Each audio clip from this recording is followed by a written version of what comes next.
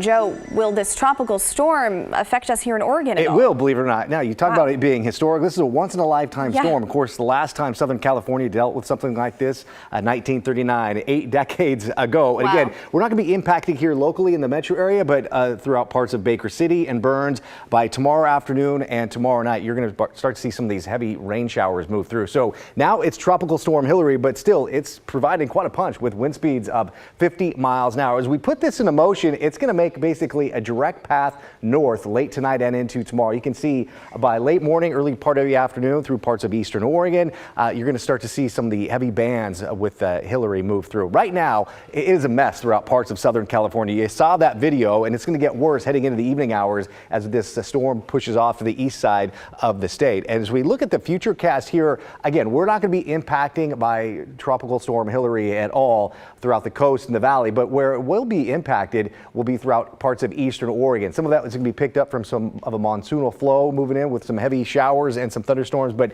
take a look at Baker City and near Pendleton, Lewiston, Idaho, up and down, parts of 84. You're going to start to see some of those showers. And even Bend, you could be getting into the mix late tomorrow night and into Tuesday because of this heavy rain and very unusual storm that we're tracking.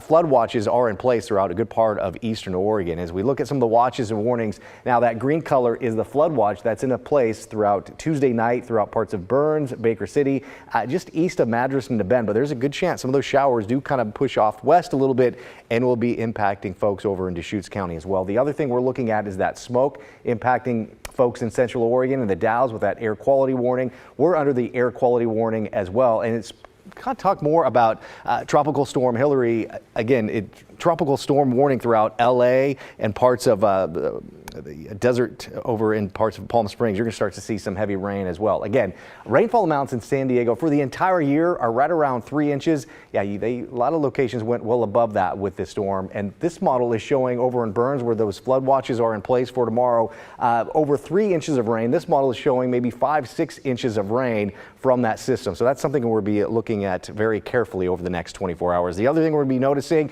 is that very thick and unhealthy smoke and haze that's just sitting over much of the Pacific Northwest from wildfires. They're continuing to burn out of control throughout Washington state and Canada as well. Right now, we're seeing a temperature of 59 degrees. Again, up and down the Oregon coastline, that smoke is really thick. It's obviously very thick here in the metro area as well. As we take a look, 87 degrees. We still saw temperatures above average with these the thick smoke and unhealthy air quality. And we're also picking up some of those showers and thunderstorms moving in parts of Medford and into the southeast pocket of the state. So as we look at the weather headlines, the heavy smoke and haze will be a big factor heading into tomorrow. I'm expecting right around lunchtime, we'll start to see that smoke push off a little bit, and we'll be a little bit on the a little bit more comfortable heading into Monday and Tuesday before we gradually see our temperatures warm up again. I'm forecasting highs right around 90 degrees by Thursday and Friday of this week. We got close to 90 again.